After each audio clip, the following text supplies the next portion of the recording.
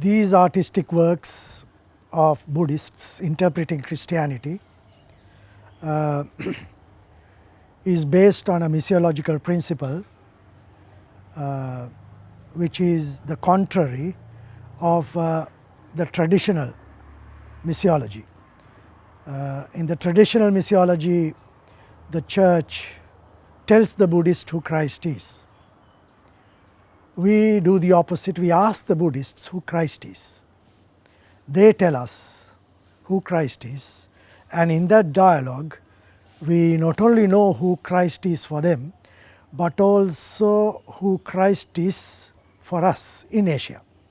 So this is a kind of a dialogue with artists who believe in another religion, but find Christ as an excellent object of both artistic appreciation and of religious devotion.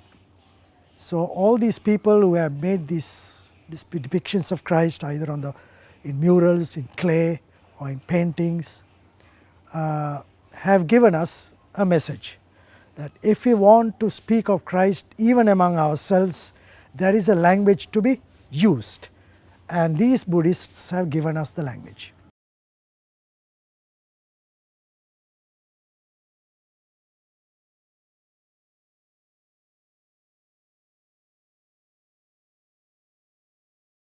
The artist has called this Pietà Lanka 1989. That was one of the saddest years in the history of Sri Lanka. The Indian army was fighting the Tamil rebels in the north, rather Tamil revolutionaries, and the Sinhalese army was fighting the Sinhalese revolutionaries in the south. And the conflict was between the army and the youth revolutionaries. And the conflict is shown in the background. There is a military tank and a lamppost. The military tank represents the army, and the lamppost represents the youth militants, because when they kill someone, they tied that person to a lamppost and tagged, the crime. Who did it? Why? They put a label.